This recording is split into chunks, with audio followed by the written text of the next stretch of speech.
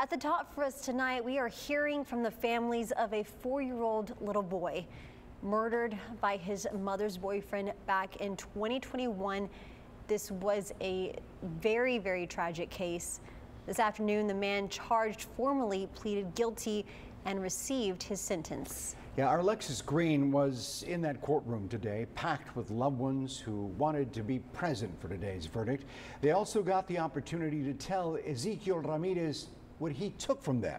Alexis joins us now live in studio with what the victim's survivors had to say. Alexis. Thank you, Rudy and Leslie. It was a very tense and emotional afternoon in Judge Missy Medeiros' courtroom, where Ezekiel Ramirez stood before her and was sentenced to 50 years in prison. A sentence the victims' families have waited 2 years to hear. We also got to listen firsthand accounts from those who are still grieving 4-year-old Knox Longoria.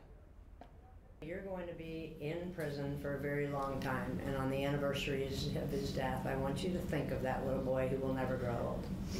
Judge Missy Medeiros did not hold back before giving Ramirez his sentence of 5 decades behind bars.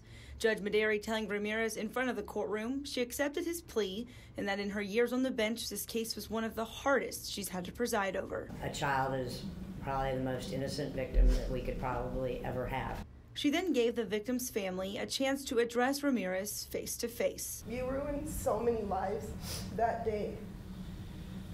You took Knox's future away, and he will never get to graduate high school, go to prom, get married, or have children.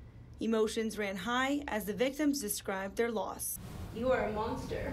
You deserve a death sentence, but since that isn't an option, this is what I wish upon you. I hope every day for the rest of your life you regret ever laying your hands on my nephew. Ramirez was then transported back to county jail while he prepares to serve his sentence for the next 50 years. Judge Medeiros said she will honor time served. Knox's mother, Bethany Brunel, remains in jail, but there was no winners in this case. Truly very tragic. Rudy, Leslie. Extreme.